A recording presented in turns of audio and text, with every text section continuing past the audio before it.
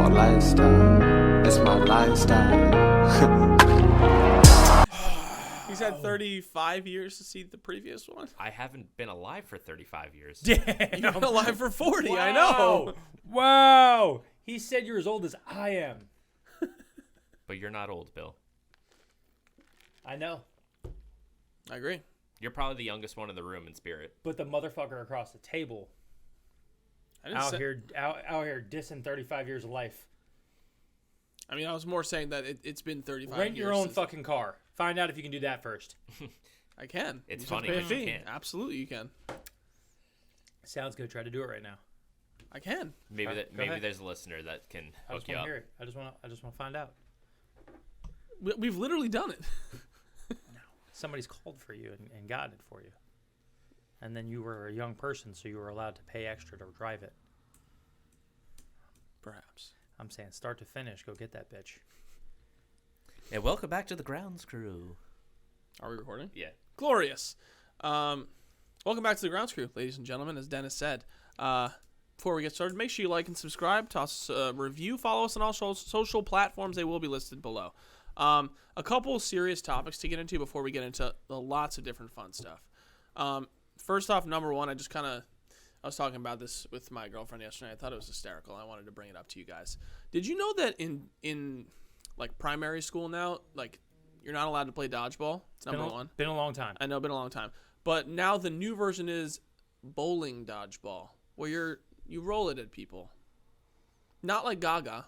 I was going to say that sounds like Gaga. Nope. Like dodgeball, but you have to roll it at people. That's cool. Just seems like really boring. So, as I'm very old, as was made privy to me before this all started earlier, in college I took a public speaking course. Okay. And if you got a high enough grade on both your speeches and the written version of them for the whole semester, your last speech of the year you could write on whatever you wanted. And you could fabricate sources if you wanted to in order to support something. It was kind of like a gift for doing a great job on all your previous ones. Okay. So, as you all know, I like speaking. I got to give a speech on dodgeball and the decline of an American culture, where I cited the actual movie Dodgeball and had some fun with it and did some things. But Excellent. I also laced in the fact that one of the key points that I made in that was something about a mental genius and a physical genius. Okay.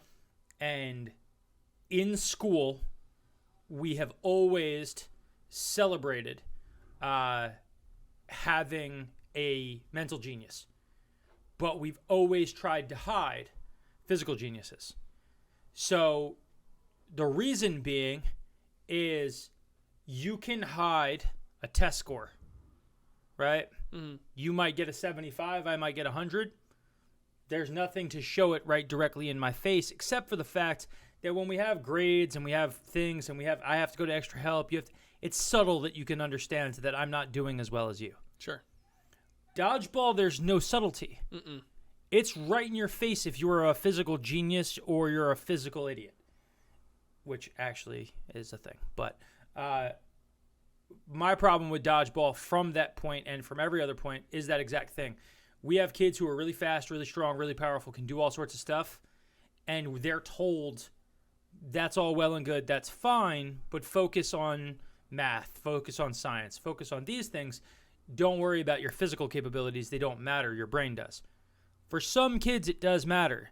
And by making kids who are mental geniuses but physically can't do stuff allowed to hide, we have made a very weak culture, and we continue to make weaker kids because the reality is you're going to get out into the world and you're going to find out if the 100 you were getting on the test was because you studied all the time or because you're actually smart. You don't get to study for every answer you have to give in life. Guess what? You can't study dodgeball. Yeah. You're going to have to figure out how to solve things with whatever you got. Yeah, and if you get smoked in the face by life, the recovery and how people handle that failure is a lot more challenging for a lot of people now. And we wonder why, right? Sadly, we have rising amounts of depression, anxiety, suicide in very young people. It's because by sheltering everybody from all sorts of pain, lighter pains hurt worse, right? There's a reason why when you're training fighters, when you're training people, you work on hitting them, right? We've all seen movies where a guy's getting hit over and over again in the midsection with a med ball because it's simulating the force of getting hit in the stomach. If you have an amateur walk in and fight a professional, it's not just that the professional can land a punch. An amateur can land a punch too. It's that the professional's body is ready for it, and an amateur's is not. They get hit, they crumple, and life is going to hit us all. And there's more and more people who crumple under it. It's because they're too protected too consistently from any sort of pain. And dodgeball is just a case study in that. And let's just get rid of grades. What does it matter if somebody gets an F or an A? Let's just make everything that everybody just goes and passes along. Well, that doesn't make sense. Nope. Oh, yeah, well, then why does it make sense that I think all the kids who used to like avoid gym class and suck in it intentionally because they're like, gym class doesn't matter. I'm smart. I think they should have to stay in high school, and they should get left back. I mean, if you can't pass class, like you have to have actual physical competency to pass through school. If you can't physically do it, you don't get to pass. you can't do the cert. Like we had fitness tests back in the day. I know they definitely did away with those. Yep. I mean, even when you did the fitness test, like You can't do one pull-up? Sorry. it's done. Yeah. Like, oh well, what about kids who weigh 300 pounds? Guys know the answer, Yeah. right? You guys want extra help in gym class? We'll I do it talk after all the school. time. I'm right now probably 265. I can at least do one. Like, you're in a situation like we should hold all of these things way more important to us than we do. So yes, dodgeball's a travesty. It's a shame, but it's why Twitter wars are so intense because nobody physically wants to handle any of that stuff anymore. Yep. Because these hands don't work for most of society. Yeah. And in other serious topics, last week we discussed the events in Uvalde, Texas, and following that, Gabe Kapler came out and said that he will not be going out for the national anthem for the foreseeable future. In kind of response to that, and just in the state of our country.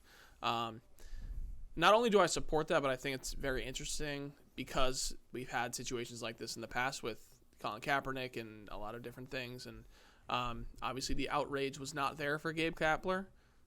Wanted to get your opinion on this. I think there was a lot of outrage for Gabe Kapler. There definitely was, but not to the extent that Colin Kaepernick had to face. I think more of that has to do with the fact that it's after and somebody's already done it. It's not something that's new.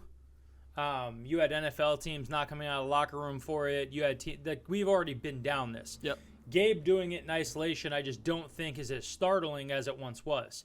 So, but there was still, if you look at the comments and things of people across the internet, this is why the MLB game obviously isn't for me anymore. Like, they don't care about me. They're disrespecting America. They're doing all this stuff. Couple of things so that people were unaware. The United States military pays money to professional sports leagues to have those people come to games who wave their hands. Oh, today's honored guest. The military pays for that. That didn't always exist. You go back to the 90s, that wasn't a thing. Right? Like, all of you are remembering a thing that never was happening. Right? It never happened. The giant flags over fields, all those things, that did not happen until somebody in pro sports was like, hey, you know what you could do? You could start teaching kids at a young age with sports to love their country more and to join the military. So we'll pay you money to have those days. So it's not altruism that this league is doing it. It's not altruism that the stations are showing it. It's because they were paid to. So that's the first thing. My second thing is Gabe did the right thing by coming out on Memorial Day and kind of bypassing it for that day. I believe that's what he did on Memorial Day. Yeah. And my thing is that he is showing respect to troops who served and lost their lives because they did do a lot for our country. That's not what we're trying to get around. But soldiers are not the only part of this country. You're not a better citizen purely because you served a country in war, right? There's people who are teachers who are teaching the future of our country, and those people are going to be the people who move us forward. But we're not celebrating those people the same way. They're not getting brought out to games at the same level. They're not being celebrated. Kids aren't sitting here going, you know what I want to be when I grow up? I want to be a math teacher. I want to be a soldier. I want to be in special forces because we've glamorized it. It's cool to be a soldier. We play video games where we shoot people. We watch movies where the heroes are soldiers. We're shown that this is a thing. You're not better if you're a soldier. That's not me disrespecting it. Anything like that.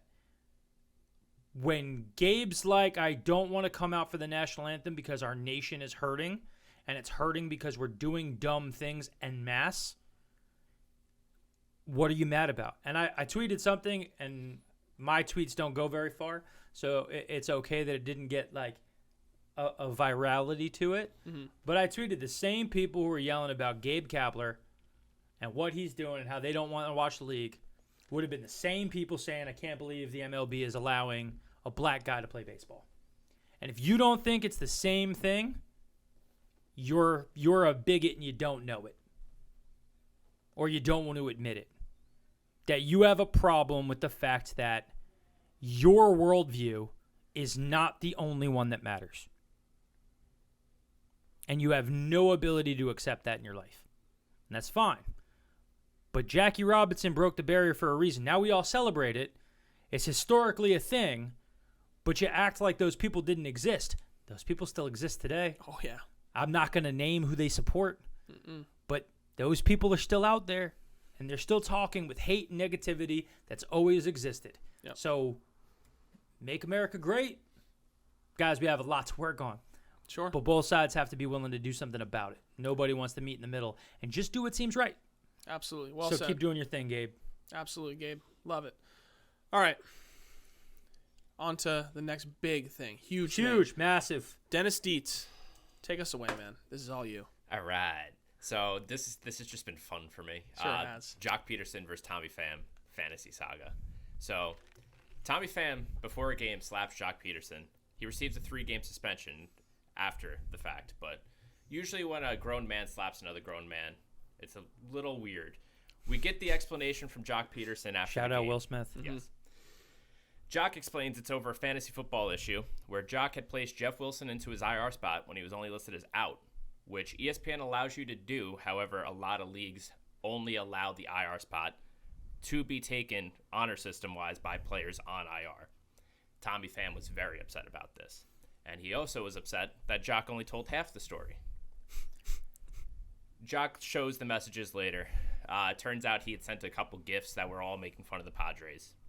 Tommy Pham's upset about this because he doesn't know Joc that well. However, there's a couple guys that are also in that league that were on the Padres that Joc knew well. Tommy took this very bad. He winds up leaving the league, which no one wants anyone to leave a league in the middle of the season. It really hurts the integrity of the league. I don't give a damn. Leave. punk ass bitch. Later on, Tommy Pham blames Mike Trout. And I have the quote here. Mike Trout did a terrible job, man. Trout's the worst commissioner in fantasy sports because he allowed a lot of shit to go on, and he could have solved it all. Trout's response, am I going to resign? I haven't made a decision. Every commissioner I know gets booed. Love it. Jeff Wilson yesterday after OTAs.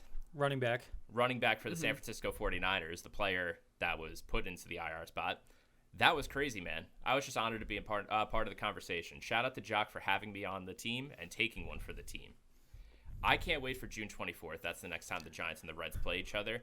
I have a feeling that 3-game suspension was more or less so the Giants didn't throw at Pham and they tried to avoid that whole situation. I mean, you can avoid whatever you want to avoid. Like the first time Pham comes up, I'm slapping him in the ear hole with a ball, right? Like, because I am the person who is against throwing at people for baseball reasons. Yeah.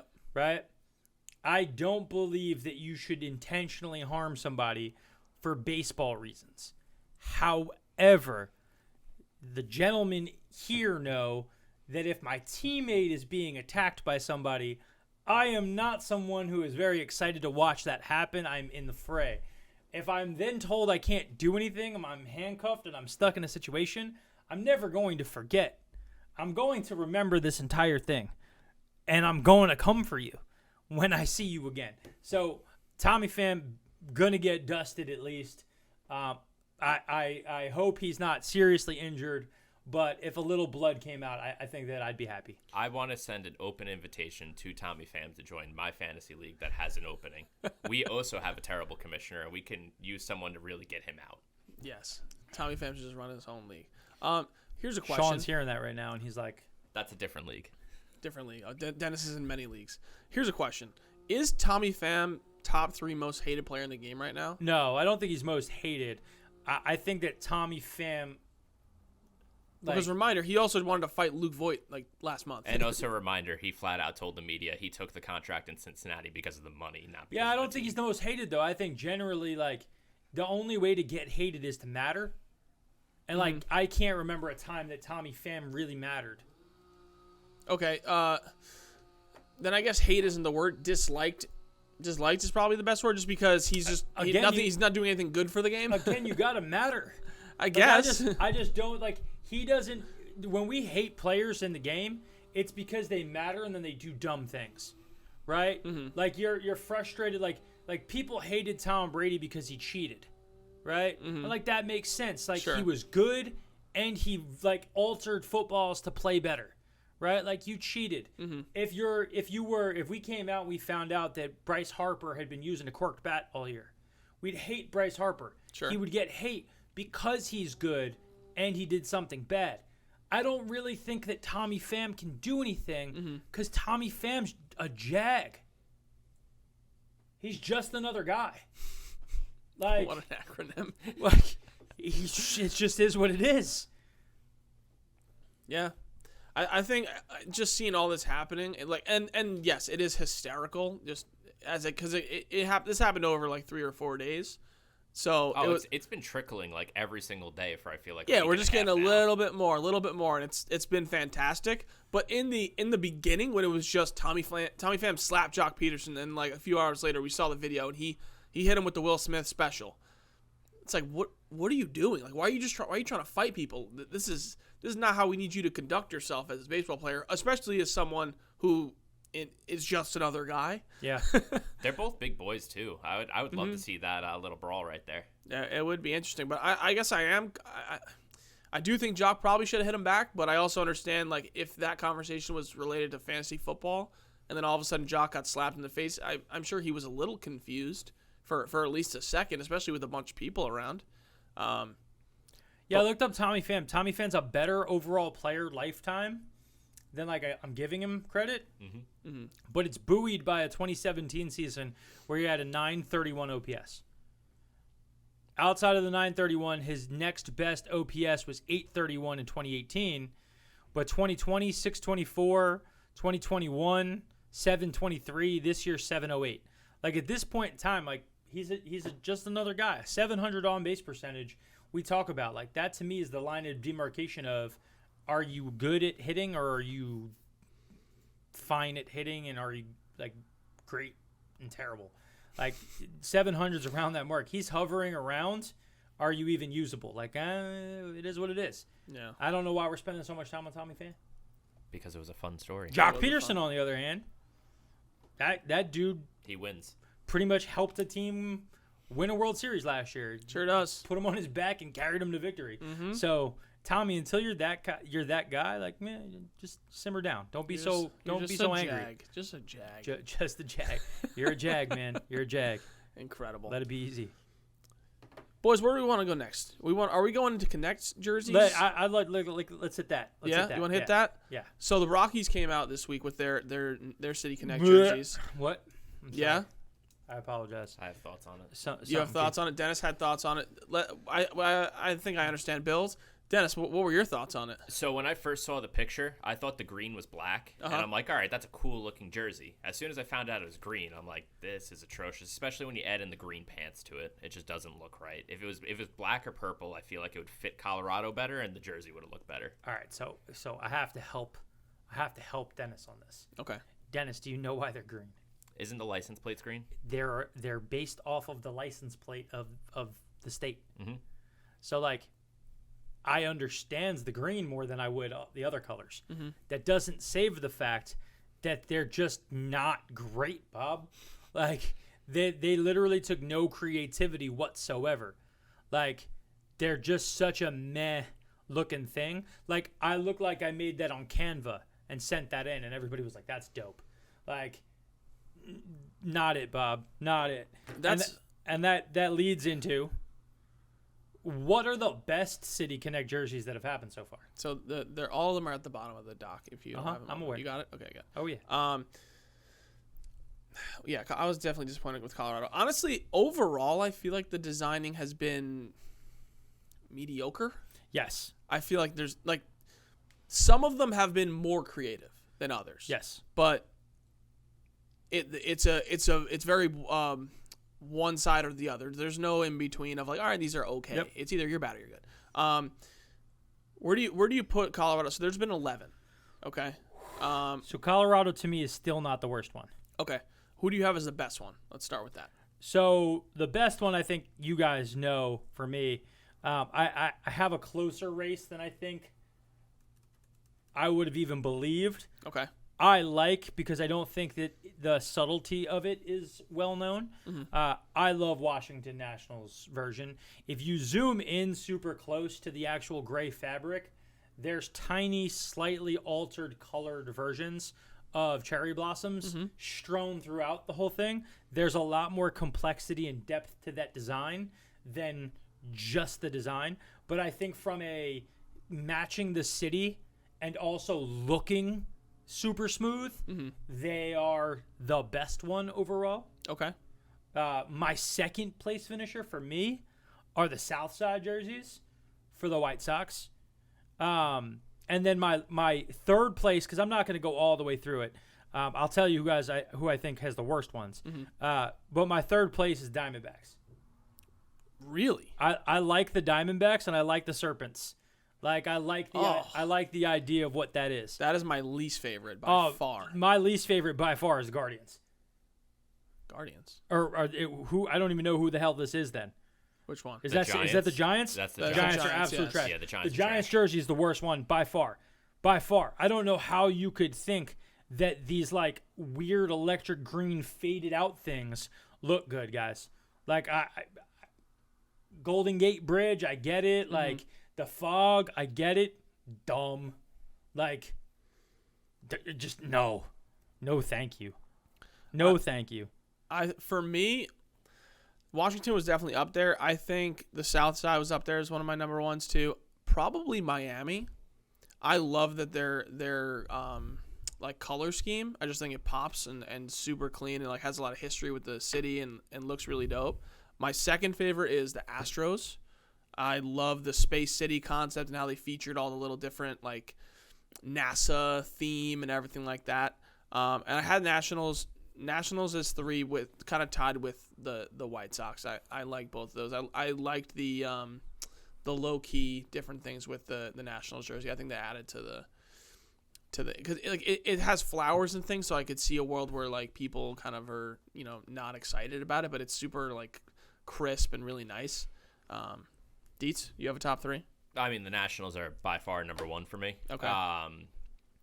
After that, I would probably go Miami. I agree. I like the color scheme on it. I do wish it was pink for the Miami Vice coloration, but we weren't going to get that. I think that's where my head's kind of at.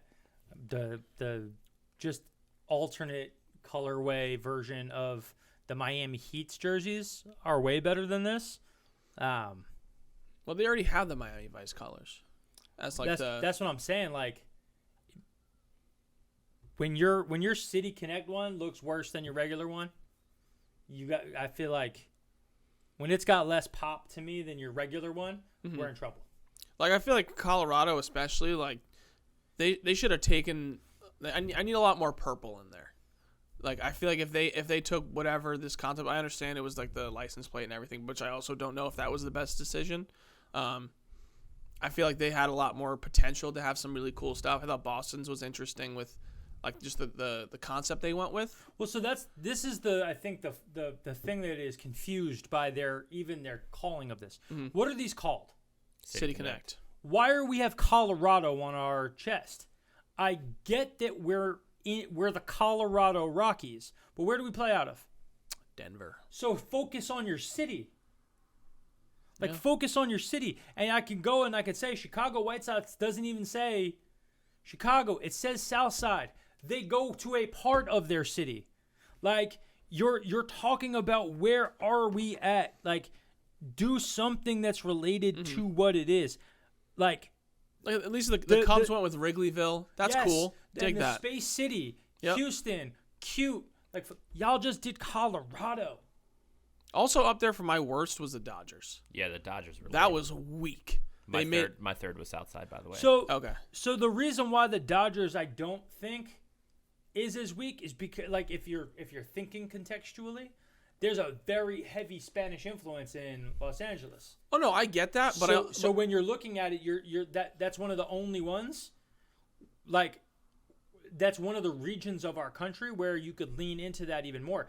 I am very much interested in where, like, Los Mets are gonna go.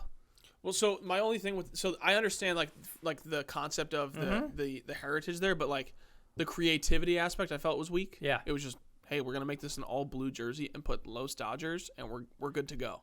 Yeah. Like, guys, I 100%. There has to be something way better cultural wise that they could have gotten into. I agree. But yes, the New York ones I do think are going to be super interesting, especially for the Yankees, for me anyway, because they haven't deviated from their jerseys in 100 years. Yep. So it's just going to be an older looking NY. right, it's just their spring training jersey. It's just a navy shirt. Well, so, like, Kansas City, I think, should switch to their new design permanently. I actually do Yeah. like that logo. Like, yeah. Kansas City, I think they should switch permanently. Houston's, I don't think, is like a massive shift from what they did. Mm-hmm. I like the Space City. I think it's good. I think they should, like, they did a good job with that. The Giants should avoid wearing that one as often as they can. Again, I think the only reason why I like the Diamondbacks is, like, the Diamondbacks logo has been kind of weak forever. I like that as just a very casual alternate jersey. Mm-hmm. Like, they didn't look like they went, like, very deviated off, but you look at Arizona, you look at the like Mexican culture, the serpents, like, I appreciate that one. Boston, again, was another one that was just, like, so plain. But with looking at how deviated they got, I'm interested to see how far the Yankees go. Wasn't Boston's the first one to come out too? Yes, it Yeah. was. And they also had I think it came out sort of near when Both like Chicago's Patriots Day too, was? I think. because it has to do with like the Yep. the marathon and all that. See, for me, my problem with the D-backs one is I always loved, and I'm pulling it up, this jersey. I loved this one Okay. with like the little like snakeskin print dates. I don't know if you can see this. It's very tough to see. Very tough to see. Okay. Well, I'm sure Corey can pop it up. But I thought that was much more like creative when they did that, and they kind of like phased these out, which also kind of sucks. Mm-hmm. But I agree, like, it is very simple and like has the kind of all their elements there. But I just felt like they could more like do more with it. I don't know. Definitely interested to see that they have a few more coming out this year. So we'll keep an eye on it and see where they go. By the way, ESPN put out a ranking Mm-hmm. 6 days ago, and they had the Colorado Rockies jerseys as number 1. They probably also thought it was black like I did. No, they have a photo. They're very clearly green in this photo. This person knew what it was and made mention of it. Yeah. Yep. So like the designs, like the red circle logo on the hat, the red is for soil, the gold is for sunshine, along with the state's CO abbreviation. Sick. The logo and number font also pay tribute to the state's distinctive license plate. So they're the State Connect jersey. Pretty much. Like, Yeah. Chicago White Sox came in number 2, Miami Marlins came in number 3, Nationals came in number 4, Boston 5, Diamondbacks 6, Houston Astros 7, Giants 8. Nobody should be below the Giants. Kansas City Royals came in 9. Cubs came in 10. Dodgers 11. The Dodgers, I understand. The Dodgers maybe actually have the worst one. That's what I'm saying. Yeah, the Dodgers maybe actually have the worst one just because it was lazy. So lazy. But in terms of one, if you told me I had to wear one, I would hope I never ever have to wear the San did you Francisco see Giants one. the leak of the Angels one as well? I have not seen a League of the Angels one. I don't know how I feel about this one either. Hold on, I have it somewhere.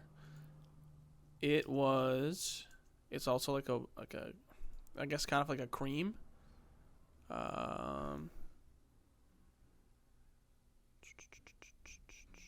don't hate it. You see it? Okay, Yeah. here. Yeah, but like, isn't that just the one from Angels in the Outfield, like the movie? Yeah, it looks Kinda. very similar. Yeah. Isn't that just Angels in the Outfield? I don't know. I haven't watched that movie in a while. I keep referencing though. I've actually done that recently. Did you just start flapping your arms? Yes, I just started walking around, hoping that the guy from Back to the Future would fly down and help me out. So let me see those ones. Zoom me in real quick. So like generally, I would say, yeah, I like the Angels ones. I like the halo around the A. I like the more looping like Angels words. Mm-hmm. Like I appreciate that jersey. Mm-hmm. I don't think that there was like, unless they went really like, we're gonna put wings on the guys' backs. Like again, and you laugh about that, but the Oregon Ducks had wings on their jerseys at one point in time. And like they didn't look bad. Mm-hmm. So I'm here with it, but yeah, I think there's a lot of people out there that would tell me that I'm crazy about my choices, but I don't know how anybody would ever choose that the Colorado Rockies were the I'm number at least one. glad that you see my displeasure with the Dodgers. Oh, for sure, I see your Yeah, displeasure. yeah. Like I look at it and I don't think the design. Like I understood kind of where they went, but I agree with you. Like from a lack of creativity standpoint, it's the least creative of them. You just put Los in front of your word, like it almost looks patronizing. Yes.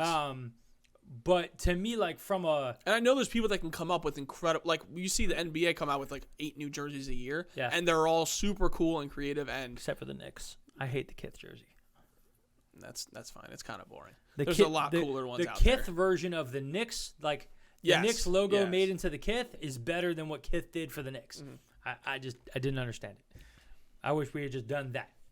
And like taken Kith's take Kith's font in a black on black Nick. Like I would have gone black on black, and that would have been fire with some subtle hints of coloration, maybe around the outside to frame the black on black. I'm a better designer though. Our clothing company does better than them, so who knows?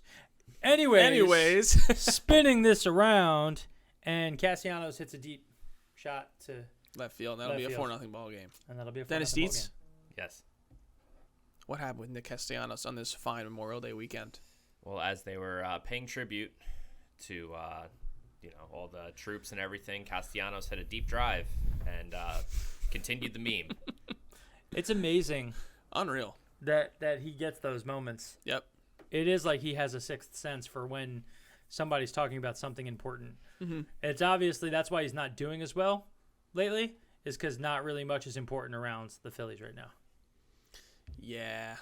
No, Suck. they're terrible. Sucks to suck. Aren't Yeah. they in third, though? They're in third, but actually they might not be. They are. They're 12.5 back. What are the Marlins? 13. So it's don't make it sound like this isn't about to be a thing. Marlins. The Braves are 10.5 back. Oh my god, bro. Yikes. Do the Mets have the most wins in baseball now? Yes, Yeah. they're tied for the most. Mets have At 35. worst. The The Yankees Yankees last have night? 34. The Mets have the most wins in baseball. Yeah, so the Mets were the first to 10 wins, 20 wins. Yankees were the first to 30. Mets might be the first to 40. I also want to say, too, that I'm proud of us because throughout the Mets being ridiculously nasty, and I can comfortably say they're a top 3, possibly the best team in baseball. Mm-hmm. We've actually been talking about the Mets less. I do agree with you talking about the Mets less. I feel like I bring them up every time. But I feel like we've been normally we'll go into a segment and just the Mets instead. Yeah. And it's like We don't have to talk about it now. Everybody knows they're good. We know they're good. But, some days we do need to talk about them. Dennis, let's get to the hot list. All right, so then we'll start with one Francisco Lindor. So Lindor, over the past 10 games, he is batting .375 with a 1075 OPS and has 20 RBIs in a 10-game span. God. No more Lindor slander. Yes, all the Twitter conversations about his contract being bad, y'all are stupid. Yep. Bill, anything you want to add to the Lindor? Yeah, so the only thing I can say is I did not realize that last year, like, Lindor finished from, like, a advanced analytics standpoint, like the second or third best shortstop in the game.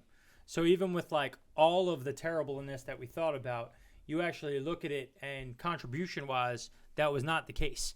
When he did play, he was offensively extremely valuable for the Mets. But I will say this, watching what has transpired over the last several weeks has been very interesting, because if you look at the last 15 games, he still has a 964 OPS.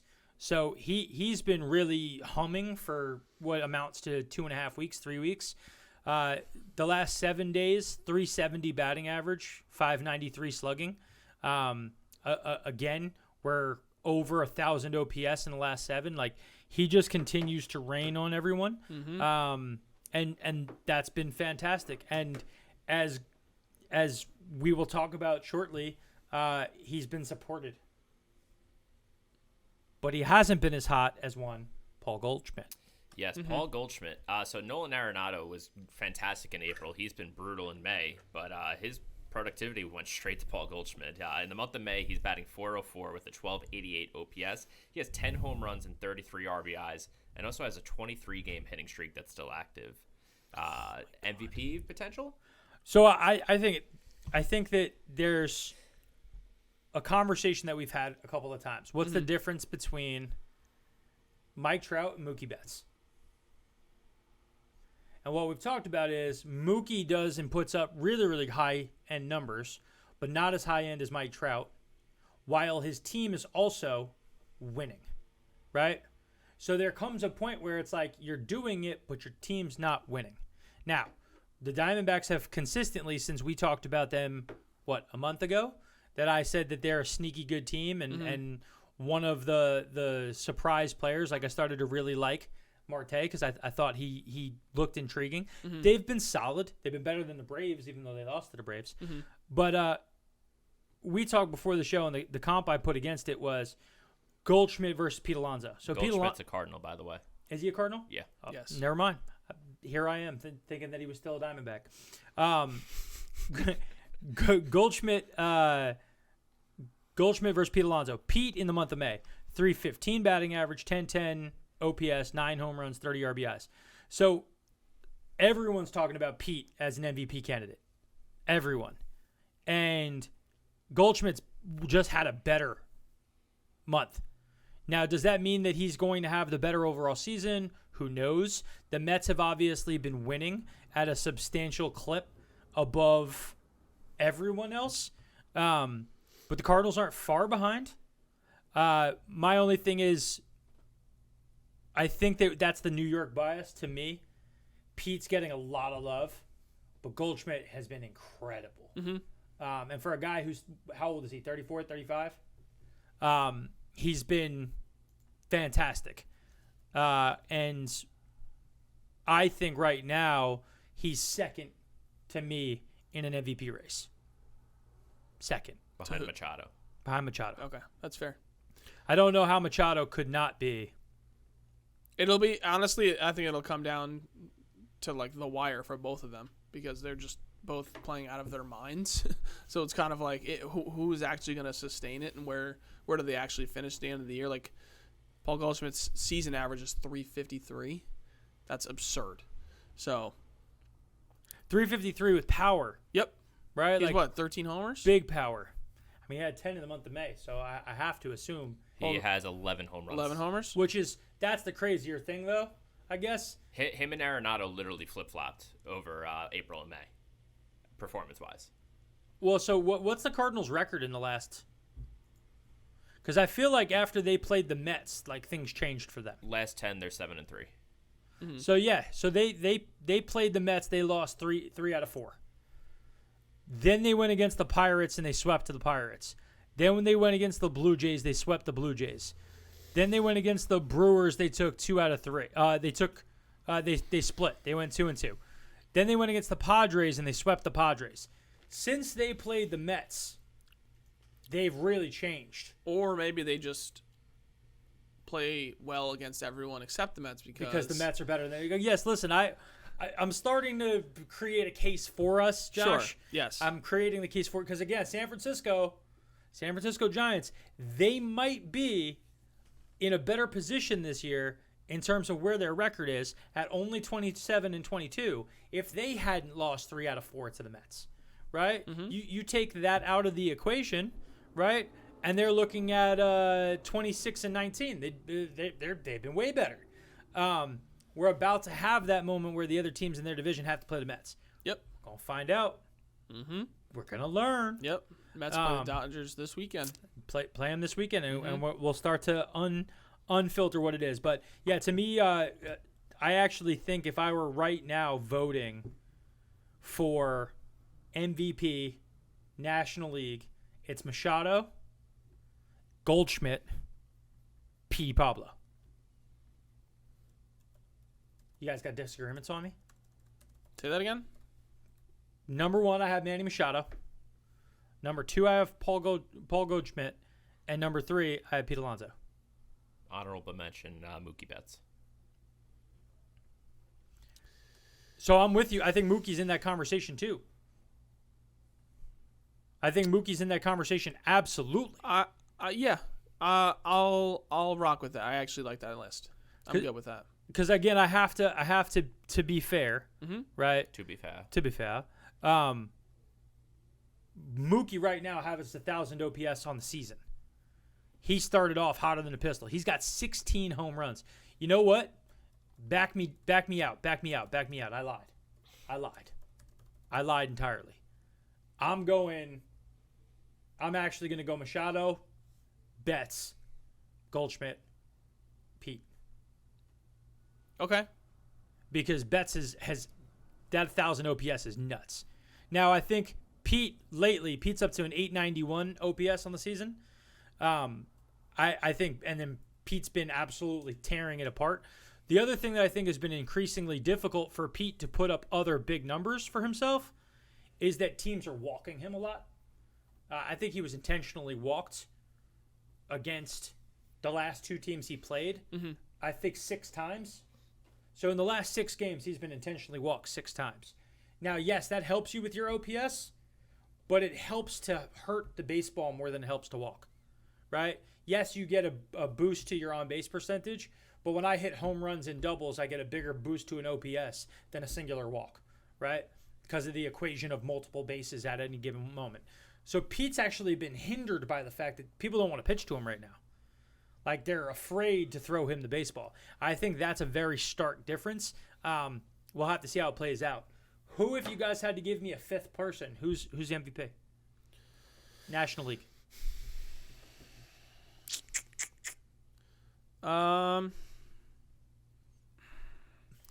You could. I think Lindor is in a conversation. Wouldn't they just cannibalize each other on votes? That's why I don't think either of them wins this year. I could. But you're talking, your Lindor is going to end up in the 800 plus OPS and a Gold Glove shortstop. And since he started to steal bases again, he's going to steal 20 plus. So he's going to hit 20 plus home runs. He's going to steal 20 plus bases. This is wild. The Cardinals have 3 players in the top 5 in the NL in WAR. Goldschmidt, Edman, and Arenado. I think, and you're gonna hate me on this. I think a case is going to be made from a lot of people for Bryce Harper. He's batting .303 with 10 jacks, 32 ribbies, and a .943 OPS right now. Yeah, but I think that this goes back. I think he's already lost. He can't win. I don't know. No, my first thought was, I'm telling you right now, like, he can't win. Why? The Phillies have been such an atrocity, and he's the focal point of that it's going to sour the view of him as a leader on the team. I don't believe that. Mike Trout's the one with the Angels playing absolutely god awful. Right now, I don't think that he's Like I agree. No one is talking about Bryce Harper's I think season. the drop No off. one. I think the drop off from the top 3 guys is dramatic. I mean, just batting average alone, it's like Manny Machado, Mookie Betts, and then Bryce Harper, and Paul Goldschmidt. They're all like way up there. And OPS, same thing. Like OPS, he's at a 943. Mm-hmm. And I would tell you that Pete's going to pass that. You think? Probably in the next 2 weeks. Here's a question: how many? If you had to guess, how many RBIs does Pete finish with? Pete's on pace for what in terms of RBIs right now? I believe 135, bigger. 143, Bigger. 155, 180. So like That is his current pace. So this is where you have to. Baseball's such an interesting thing. Yep. Because there's so many ebbs and flows. Mm-hmm. Right this second, there is not. The Padres just released Robinson Cano. Yes. As I'm speaking. Just so breaking news for people who Breaking hear news. this way after it happens. Robinson Cano's washed. He'd been washed. So my thing is that the things that have changed for the Mets, there's no team right now better offensively the last week, the last 10 days than the Mets.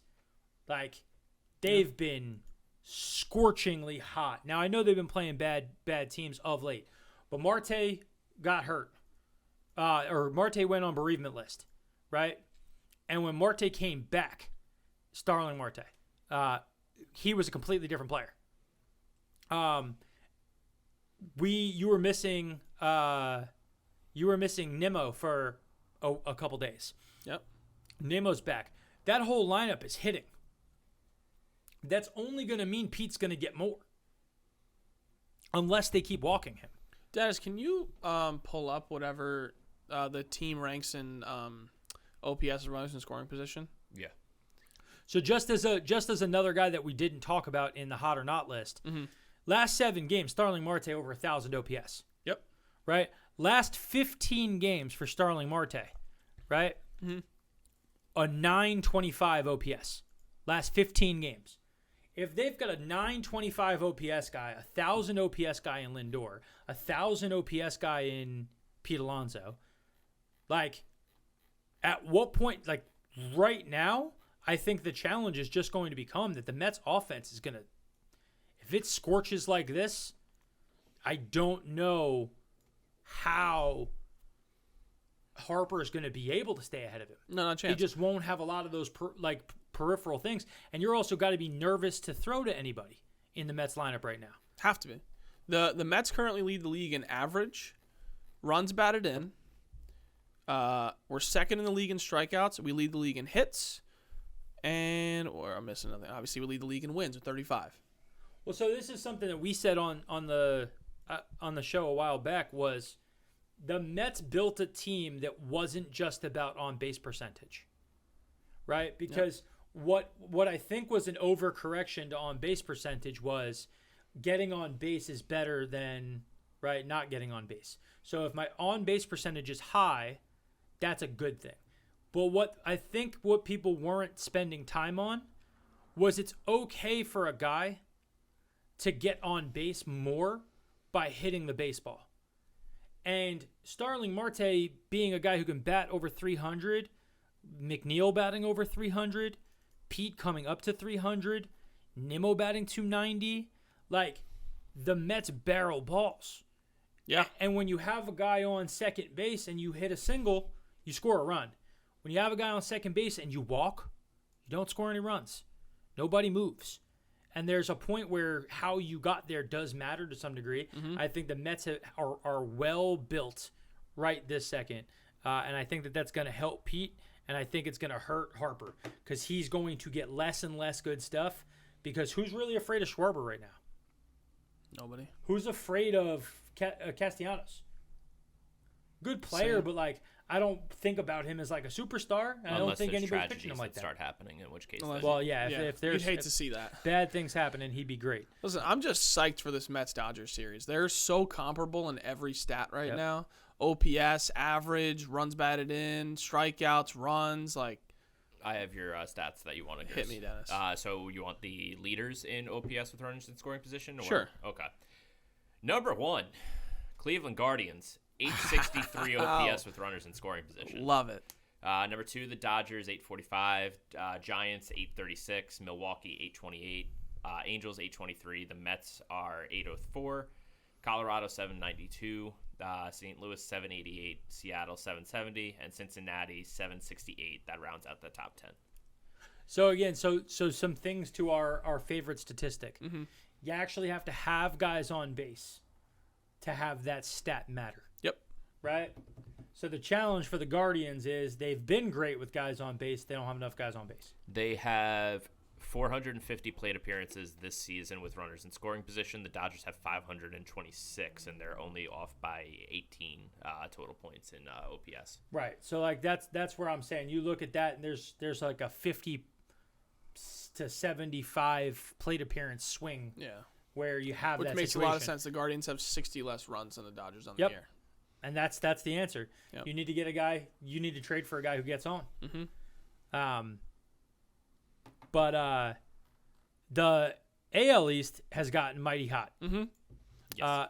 Featuring Heck of a lot more competitive. Dennis? Of course, Google just signed me out, so give me 1 second so I can get back it's into okay. the drive. Blue Jays. I know I mentioned Rafael Devers in there having a great month of May. Devers Sure will did. hit. We'll hit after we hit the Blue Jays. So Blue Blue Jays Jays- are 8-10 in their last 10. Something definitely to keep their eye on. They are also starting to heat up a little bit with the bats. So hopefully, the month of June they really turned it around and put some pressure on the Yanks. Well, we talked about it. I think that the Blue Jays were the team that looked like everything that could go wrong was going wrong for them. And it was more about, hey, when is that going to stop? And then that's also coincided with the Yankees having a bit of a slide, and the Rays having a bit of a slide. Everybody in the entire division, last 10 games, 5-5, except for the Blue Jays, 8-2. That's how you start making swings in the opposite direction. Yep. Yankees still have a comfortable 5-game lead, but that could get mighty uncomfortable mighty fast. Yeah. They do play the Rays and Jays in a couple weeks, so they'll have some more relatively important games coming up. Very important. Can games shorten coming up that lead or make it much bigger. So we'll see there, Dennis.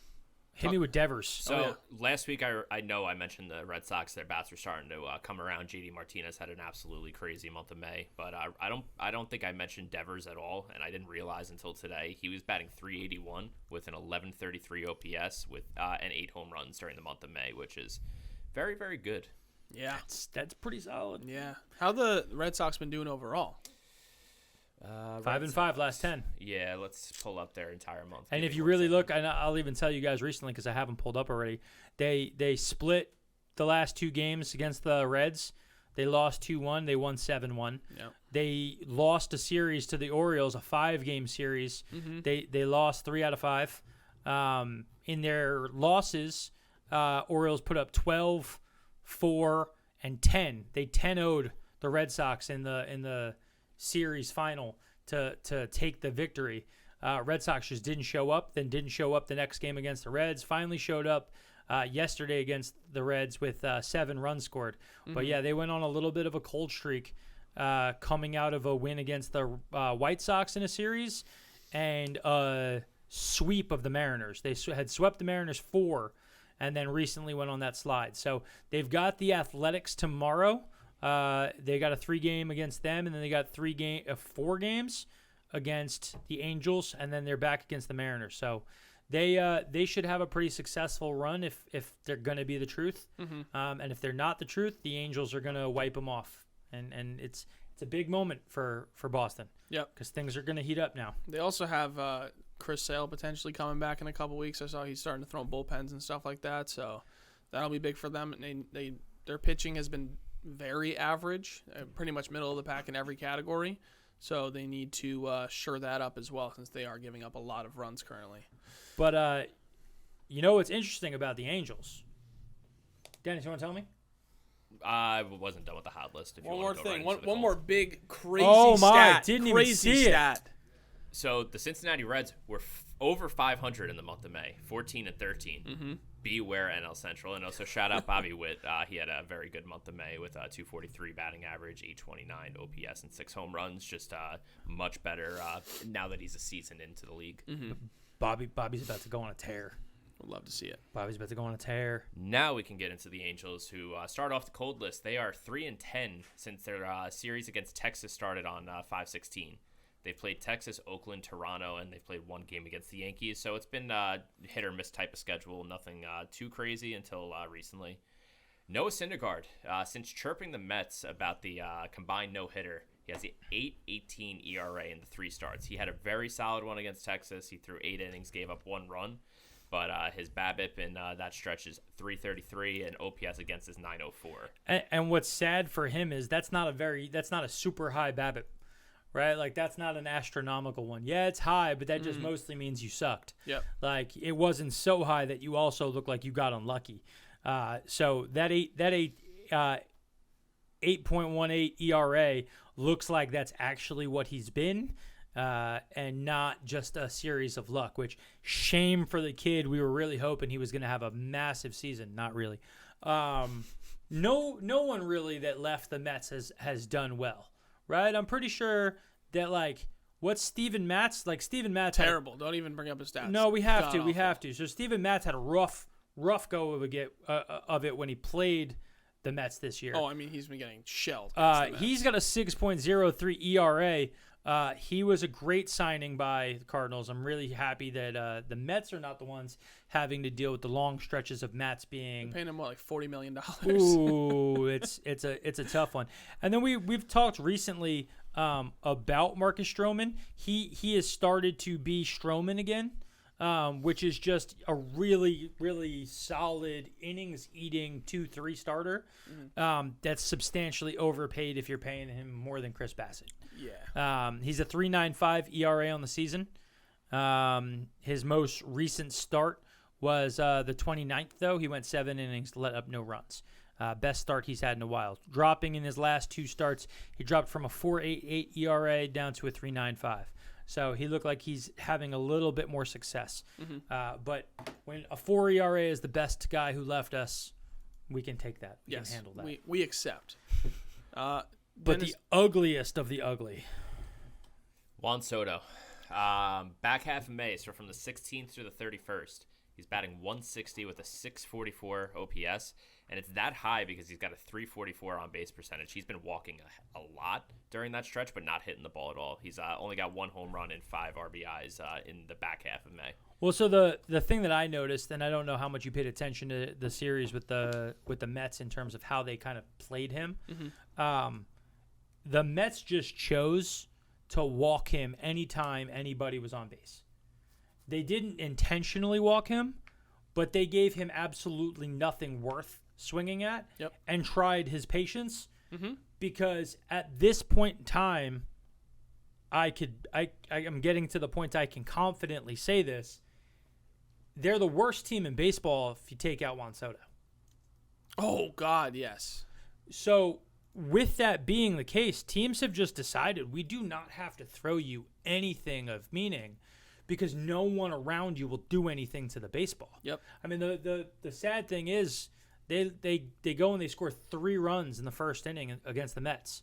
The Mets immediately get back 2, and that's the end of the game. Yep. Like from that point forward, the Mets go up 12-3 in 4 innings, and it's over. And they never have to give Soto a thing again. And then the last game yesterday, the disrespect that Soto received with the slider that he got thrown to strike out on to end the game. Diaz and him smiled because of something that Diaz had done the last time he faced him in a big situation. The last time Diaz faced Soto, he was only pumping him fast fastballs with the idea that he was saving the slider for a different part of the time in the season. That's what he showed him. He gave him a bunch of high heat. Then he threw one that looked like he left over the middle of the plate. Soto geared up to rock that thing out of the park, and then it started to absolutely tumble off the table and puke itself into the ground. Yep. And Soto looked silly. They looked at each other. Diaz was laughing. Soto was like, I can't wait to be a Met. And we moved on. Which, speaking of which, we're not trading Juan Soto. The big quote. the big movement. What's your guys' take? Nationals leadership, if you're listening, you're probably not, but maybe someone will let you know. You should trade Juan Soto Yes, as sir. soon as humanly possible because he is going to leave your ass. Yep. Get something in return. It's a Anything. shame for them. Yeah. Because I don't think the fall of their team has been precipitous, and they did it intentionally, right? Scherzer, they traded. Trey Turner trade still boggles just because he was one of these great players that you didn't realize why they had to move on from him. No clue. Still relatively young, very successful, but Soto's can't resign there, can he? I don't know why you would do that. Like, the most recent contract I can think of where I was confused on the signing was Chris Bryant. Now, granted, the Rockies are probably a better team than the Nationals by a lot. I wouldn't call them a competitor in their division, but they're a solid team. I can't, just knowing and seeing what Juan Soto is all about, he wants to be somewhere where he's going to win in a big market and he's going to be a star. And it's not in Washington. Yeah, I mean, he already turned down 13 years, $350 million from you guys. The biggest part of that, I think that for me it is that wasn't necessarily buying out his arbitration years that he's still in. So the average of his salary would have ended up being just in the high 20s, which would have been around the same thing as Harper. Mm-hmm. I don't think there's a world where he signs that, as he in his career has been better than Harper had ever been at a younger age. You're now getting, though, into a very, very slippery slope of you're going to have another key player walk away from you and you're going to get nothing for him. And by not trading Harper and by hoping that he would give you a hometown discount, you set your franchise back potentially a decade. The other thing is that they're trying to sell the Nationals. Yep. And I think part of the sale is that this team comes with Juan Soto. How much value does that sale lose if Soto is traded? I mean, your team essentially becomes the Cincinnati Reds. So I think it depends on what the package coming back is, because you can get a couple of pieces that go into your starting lineup that aren't Juan Soto, I'm sure, in return. yeah, But it's additionally, there has to be a lot more. So if you think about this, right, logically from a business standpoint, right, this is the acquisition of a business. When you look at that, you have to look at the known revenue. I can then maybe project the reason why I'm willing to buy that is because I think I can make it better. The downside is that if you have Soto, you have a guaranteed revenue. I know what I have. If Soto is gone, I also know what I have. I have a very highly paid pitcher who's always hurt. Oh, yeah. I have another highly paid pitcher who's at the back half of his career and does not look good. I have no other discernible talent in my actual roster. I have a 40-something-year-old guy batting cleanup for us. What am I selling? Really nice jerseys? A relatively new Those are worth something. a relatively new stadium, right? You don't, I've heard nothing but bad things about their stadium also. what did the Mets have when you did it? You had a relatively new stadium, like an even newer stadium. Mm-hmm. You had Pete Alonso. The best pitcher in baseball. You had the best pitcher in baseball, right? You had a top 5 at when he's really on, closer. Mm-hmm. You had Noah Syndergaard, right? When the sale happened, Mm-hmm. right? You had Jeff McNeil. There was a lot of guts of a team that you looked at and you said, there are assets on this team that can play at the MLB level. I will buy this team. Then you trade for Frankie, you do all that stuff. That's all well and good. I mean, he also has unlimited dollars. But that's all the things that you look at. You look when at, you say, am I buying a piece of crap or am I buying something Correct. with good guts? I don't think that the Nationals can sell for what the Mets sold for if they I- don't have Soto. hell no. But if you have Soto, I could see a world where they do. What did the Marlins go for? What did they go for? sale. $1.2 billion. What did the Mets go for? 2.8? 2.4. 2.4? So that seems about right. Small market team that is terrible, needs a lot of work. Yeah, so again, the GM of the Nationals out here just saying, we've spoken to his agent many times. We're not going to trade him. We hope to build this team all around him. I mean, they have 2 years to figure it out before he's unrestricted. I don't think you have 2 years. Okay, fine. You have a year and a half because you'd trade him at the trade deadline in 2024. So you have 1 year. You have next year to figure it out. You have 1 year. Yeah, because if you go into 2024, you don't want to trade. If you're going to trade Soto, you either are trading him this season or you're trading him in this offseason. Mm-hmm. The downside to trading him right now is that he's not been good for Juan Soto standards. Yes. He's only like an 830 OPS. But I think the majority of teams would look at it and say... For sure. But you're still trading him low. Because if I trade him when he's on an absolute tear, or if I trade him after the season and he finishes with a 300 batting average and 36 home runs and he was a stud, if I trade that player, you're looking at it and you're like, I got a 24-year-old guy with big power, batting average, plays the outfield well, like all the things you want in a superstar. You build that package. What is the package for him? And Dennis, use your favorite team, design a trade for Soto. Do you want to go first since you probably have a better idea? I have to do one. Well, we don't need to trade for him because we could buy him. Well, that's the thing, right? That never actually happens because the situation's going to come down, I think, this offseason. Soto is going to say to them, here's the deal. I am not re-signing with you. I'm going to test free agency at the minimum. If he tests free agency, right, the Nationals are in a situation where they won't be able to pay him the most amount of money. Yep. So by him saying that he's going to test it, they know they don't have the piggy bank to compete. So you have to then at that point in time go, okay, we want to trade you. Give us the next piece of information that we need.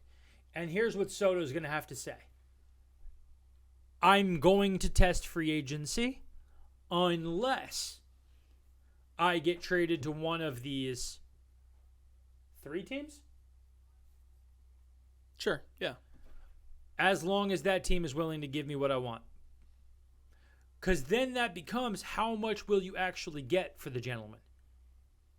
Right? Because, like, Dennis, what would you trade from the Yankees if he told you he wasn't going to re-sign with you? If he's not re-signing with the Yankees? Not re-signing with the Yankees. But you guys can have Juan Soto for 1 year. Lefty bat inside of Yankee Stadium. In a contract year. I mean, the issue is a lot of the guys that you think about moving from the Yankees are also on contract years, so I feel like the package is going to have to include prospects. And if Soto's not re-signing there, I don't think you can realistically give up. But you're going to have to replace Judge, and a 1 year replacement for Judge. Right. What I would think is if Judge had like another year under contract, maybe you try to make that work where Judge is the focal point of the deal. They wouldn't do that. But yeah, because if he's not re-signing there, what's the point? But they also don't want their timeline isn't for a 30-year-old hitter. Right. If they're going to trade Soto, like Soto's 24. It's going to have to be like a Volpe and Dominguez type of deal. The deal is still not enough. That's not close. No, I think it's prospect heavy, and I think it's Volpe, Dominguez plus probably the top 2 pitching prospects. I don't know who they are for them. But looking at the Mets, I could say, well, you figure out who their 2 top pitching prospects are. Well, I think that the Juan Soto trade for the Mets and for the Nationals starts with Francisco Alvarez. Nope. They have Keibert Ruiz. They just traded for him last year. It doesn't matter. 100%. He's the same guy. But again, it starts with that player, though. It has to. Nope. Because even if you don't think that you're going to keep him, the Nationals have to take a guy who's the 7th overall prospect in the game and the number 1 catcher. I think they take Brett Beatty. I think that. I said starts. Oh no, I know, but I'm I saying said starts. I'm saying Beatty's the focal point. 'Cause I right think now- they take Mauricio as well. Right now, there's only 2 catchers who are rated as being ahead of Alvarez: Gabriel Moreno on the Blue Jays, and Adley Rutschman, who's already in the show for Baltimore. So right now, and I don't know if Moreno is in the show. Can we? Jake Mangum's in AAA. Can you tell me if Gabriel Moreno, Moreno, catcher, Blue Jays? Can you tell me? I doubt he is, but It doesn't look like it. cool. So Alvarez is considered the second best catcher in minors. As I scroll down to get to a Nationals catcher who is rated in the top 50, does not exist. So they would absolutely consider Alvarez, especially when you think about the DH in the league. Yeah. Alvarez would absolutely. So the Mets would have to trade Alvarez, who is currently number 7 overall prospect in the game. Then you'd probably have to trade either Brett Beatty or Ronnie Mauricio. I'd say it's fine. It's our top 3 prospects plus one of our top pitching prospects, because the way I think they look at their team right now is it's a clean slate for the most part. Yeah. They have their pitching is Strasburg, old, hurt, Corbin, old, bad. They had Josiah Gray and then no idea after that. Okay. They're catching, sure, Keibert Ruiz is a good player, but Francisco Alvarez is potentially a great player. Yeah. So, cool. You want that.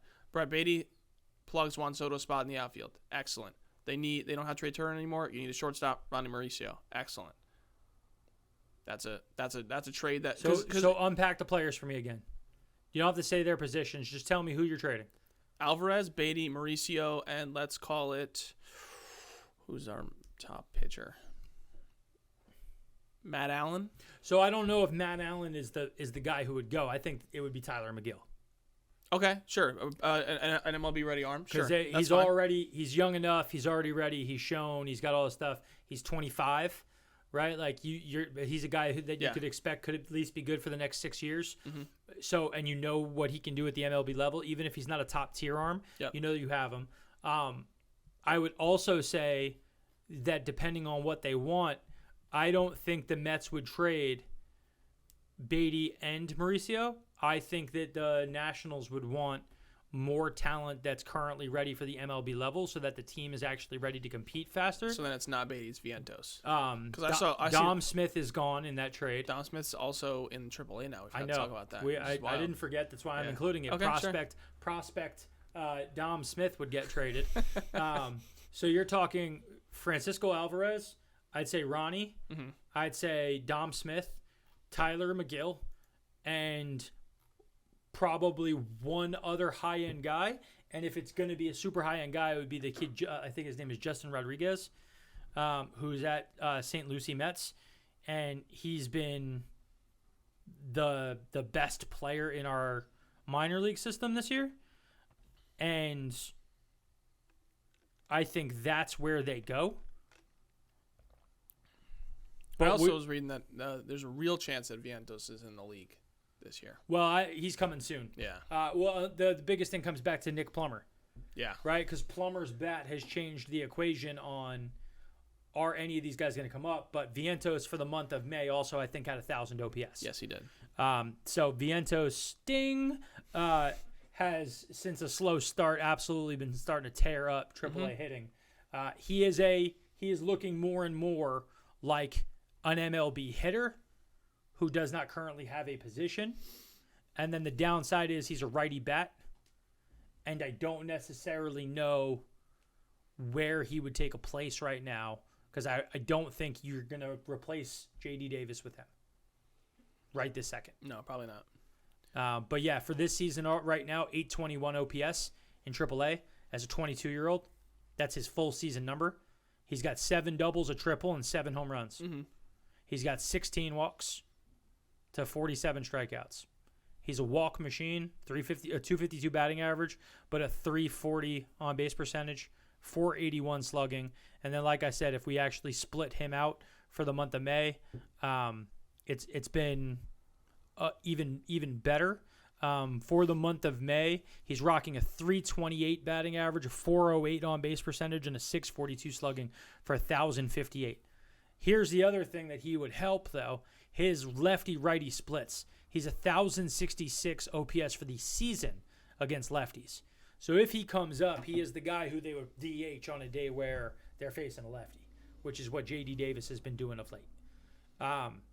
So, yeah, I mean, listen, I think that's another guy who maybe the Nationals want. Forget Dom Smith. We'll take Vientos, and we'll put Vientos at first base. I mean, I'd say it's a similar situation that you want to trade Dom Smith when he's hot. And listen. I 100% understand. He's certainly ice cold. I 100% understand. And I 100% agree. I'm just more saying, we're talking that just Ronnie and just Francisco Alvarez are top 100 prospects. Mm-hmm. Francisco is top 5 in all of baseball. Yep. You're in a situation where that with McGill, who's shown that he's a number 3 starter in the show, potentially. Yep. And then some other like usable pieces. Still don't know if that's enough for Juan Soto. So I just don't know how a package even comes around. That also might be the thing too, of as much as the Nationals might want to trade him, their ask might be too high, or they might get desperate and just get whatever they can for him. Because I think in the end teams will probably wait it out, because they could probably get a little bit of a low ball with the potential of most likelihood that Juan Soto's leaving them anyway. So we will see soon. Yeah. We will see soon. Something's going to have to break free. And Dennis Dietz, last but not least, the Shohei Ohtani watch. Bum, bum, bum, bum. Do you want pitching or hitting stats first? Let's start with pitching. Okay. Give me a minute. Shohei Ohtani, also the 2024 free agent class. Oh, I mean, we know that. Yeah. Do you think he resigns? I think he resigns. Yeah. I think at this point in time, they've shown that the team they've put together is solid, if not spectacular. I don't think he's a $50 million player. Well, we talked about that last time. I don't think he's a $50 million player. Is he a 30? He's more than 30. Okay. More than 30. So Ohtani's last 3 starts, the team has lost. He has only been on the hook for one of those losses. He is pitching 6 innings every single game. He's given up 1 run, 2 runs, and 5 runs. So his ERA on the season right now is at a 3.45. His FIP is 2.51 on the season. And that's my bigger thing. The 2.51 is more who he's been. Mm-hmm. That's really solid. He's a 1-2 starter, right? Mm-hmm. His flashes of 1 are he looks like a Cy Young winner when he's at his best. Yep. So we're talking that his floor on a daily start is looking like a 3rd starter, but his ceiling is top 5 in the game when he pitches. 22 strikeouts in his last 18 innings and only 5 walks. That's really solid. Yeah, super solid. And then if you look at his hitting numbers, he's still a superstar. His OPS on the season is a 795, right? That's a starting everyday outfielder for almost every team that plays. Mm-hmm. But then hear me on this. His last 15 games, his batting average is only a 226. But his OPS in that time is an 885. In his last 7 games, his batting average is a 158. But his OPS is a 901. So he's walking a ton? So he is a 385 on base percentage in the last 7 games and a 526 slugging. So when same thing, last 30 games, 248 batting average, 339 on base percentage, 514 slugging. So right now, last 30 games, he's an 850 OPS guy who's also your number 2 starter. He is worth, at least to me, $35 million. At least. And then the biggest question is going to be what does Shohei want? Yeah. Because if he enjoys where he is and he likes that, he might hometown discount. Mm-hmm. If he's like, I've dipped my toe in America, I'm now fine to bask in the glow of it, and I'm going to go to the Dodgers, I'm going to go to the Yankees. Mm-hmm. Like, I could see that now. Because I think he's on the cover of GQ. He's doing all this. Yeah. I think he's opened up a little bit, and he got to hide. I could see him also going, hey, whoever pays me the most. It definitely would be interesting. I think if Judge re-signed with the Yankees. The Yankees are done for the next 10 years. You think? Oh, because I guess I potentially can't afford it. But I could see a world where he doesn't have to go. Because in all reality, Mike Trout is not like a face of the team kind of guy as much as he is. He's not an outward spoken. Like, he doesn't want to talk about being a fantasy football commissioner. Let's be honest here.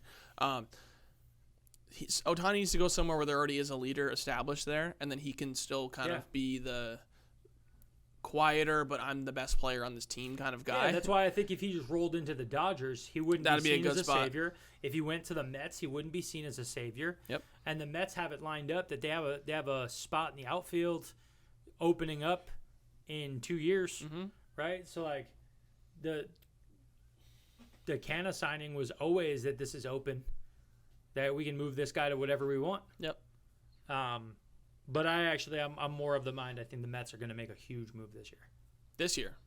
I think that Our trade deadline is going to be spectacular. I think our trade deadline. I think the Mets would be comfortable right now with moving Escobar or Canna to a full-time bench role.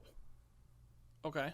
So I think that if there is a third baseman who is on a team that might need to sell, and he was going to be a free agent soon, and he had a really, really great May, and he's a superstar who they might be able to pry from someone, I could see them making a move for that person. And I don't think that this is going to happen, but I could see it happening. Who are you thinking?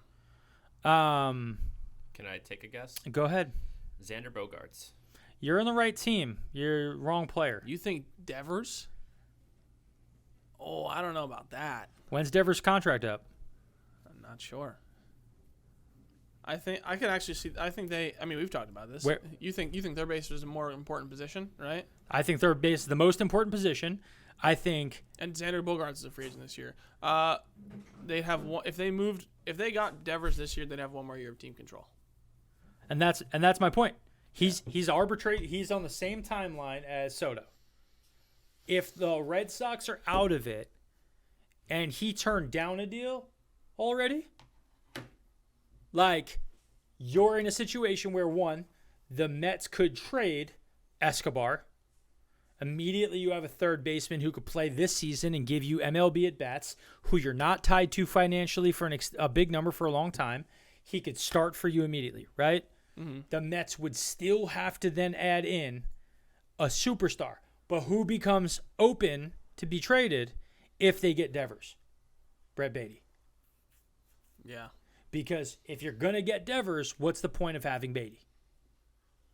Yeah. Right? Or, I mean, it's Beatty or Vientos that they probably want. Beatty is higher prospect. Sure. Beatty's a top 25 prospect. Sure. So, like, at that point in time, we're talking about a top 25 guy versus Vientos isn't even in the top 100. Yeah. I think he's a really, really good hitter. He's undervalued as a player overall, but Vientos is not considered that high of a prospect. Mm-hmm. It would be Beatty. It would be probably somebody to play right away. And then it would be a high upside arm for the future so that they can give somebody else the bag. And maybe it's Bogaerts. You know who I could see also being an interest for the Mets? If they are going to consider moving prospects and different things. Brian Hayes. Okay. 294 on the year, 12 doubles, which is third in the league, at third base anyway. 765 OPS. He's a comparable player to Escobar, but younger. I don't think that they're going. Mm-hmm. I don't think the Mets' intention is to get a player who's comparable to something. Okay. I think the Mets are looking for a third superstar. Gotcha. I think the Mets are coming around to Pete as a superstar. Mm-hmm. I think the Mets already believed that Lindor was a superstar. Oh, well, yeah. I think the Mets are looking for a third superstar in their lineup. Mm-hmm. I think they love having Marte. I think that Nimmo's going to get a solid bag. I mean, Marte's given them everything they could have asked Everything. And Nimmo, McNeil is going to stay. I don't see a world. Guillorme has been the biggest surprise of the MLB season by any team. I don't think that there's a comparable thing. So, yeah, interesting. Bogarts is another guy who I could see if they're more inclined to move an older guy and not a younger guy. Kind of do what they did last year with the Javi Baez trade, bring in a shortstop, have him play a different position. Yeah. I think the other thing, too, is the Red Sox brought in Story figuring that Bogarts was gone, so they're more than likely comfortable with trading him. So then let's go with that. I'll take Bogarts over Escobar, but all day long. But I would not include Beatty. But that also seems like the trade that's more of a 1 year, let's go win a World Series move. Yep.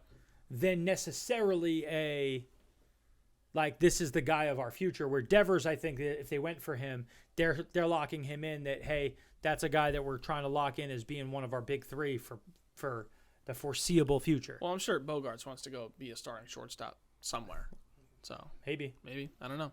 I know. I mean, listen, Correa is going to be on free agency again next year. Yep. Because that felt obvious from the jump. Turner, is he a free agent this year? Yeah, he is, right? Mm-hmm. But he old. Trey Turner. Oh, yeah, Trey Turner. Yeah. Trey Turner's free agent this year. So there's some solid shortstops out there. And Trey Turner's definitely not old because he's my age. He made $21 million this year. Who? Trey Turner. Yeah. Again, he's worth way more than $21 million on a regular everyday program. All right. Well, okay, fine. Here's a question: who's in the market for a top tier shortstop right now? So real quick, are the Yankees? Real quick, Bogarts is signed through 2025.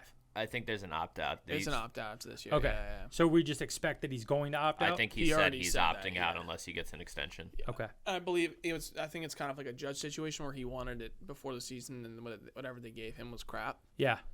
I just for me personally, I just believe that the Mets are a team that's going to look for a big splash. I think they like their team stuff, but right now the guy who's ripe to be replaced is Escobar, and they could move Escobar to a reserve role, and he could be a switch hitter. He can come in any situation. He can start on a regular basis, but either J.D. Davis is going to start taking more starts, or they have to get an upgrade somewhere. Because as good as they are, I don't think that they can beat the Dodgers' Infinity Stones right now. Well, we are going to find out this weekend. We certainly are. Guys, thanks for listening. Thanks for watching. We covered a lot of different stuff. A lot of ground. Yeah. There's a lot going on. It's an exciting season. It really is. It's been a good year. A lot of questions, a lot of interesting stuff, and I think this season's going to unfold in a very interesting way. Yes, sir. So we'll keep you guys updated, and we'll see you guys on the next episode. Make sure you like and subscribe. Later. Baseball lifestyle, it's my lifestyle.